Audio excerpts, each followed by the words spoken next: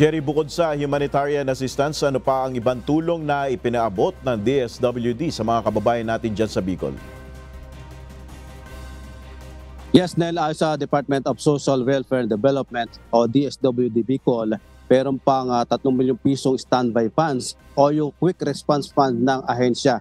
Bukod pa dyan ang stockpile ng relief goods at non-food items na nagkakahalaga naman ng 193 milyong piso.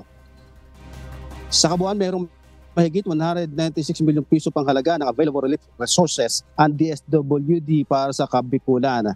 Sa talaan DSWD Bicol, may 396,367 pamilya o katumbas na 1,822,074 na individual ang naapektuhan ng pananalasa ng Bagyong Christine sa buong Rehiyon 5. May 1,823 na mga barangay at pantalan rin ang apektado. As of 6 a.m. kaninang umaga sa taya ng ahensya, may 39,862 pamilya o katumbas ng 160,615 na personahe ang nanatili pa na nasa 1,083 na evacuation center.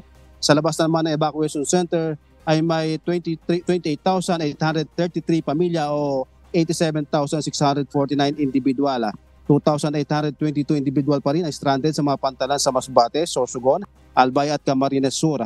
Habang 22 totally at 588 partially damaged ang nasirang mga bahay.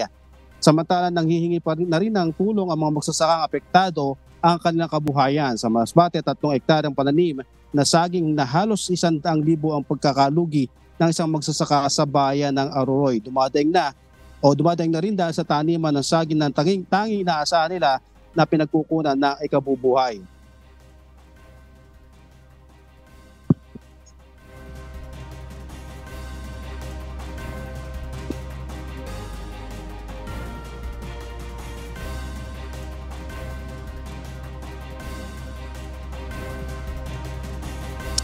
Nag-iwan naman mahigit 3,000 hektaryang pinsala sa agrikultura at umabot na sa 152 metriko tonelada ang naitalang production loss sa mga nasirang pananim sa isla ng Masbate.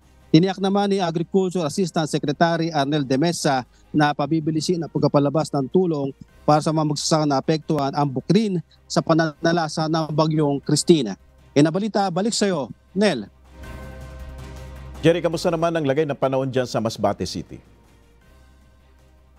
Yes, Nel, ngayon nga ay makulimlim ang papawirin dito sa isla ng Masbate at nagbabanta pa rin ang pag-ulan. Pero sa ngayon ay kaninang umaga ay bumubuti na sana ang panahon. Pero ngayon mukhang uulan na naman dito sa isla ng Masbate, Nel.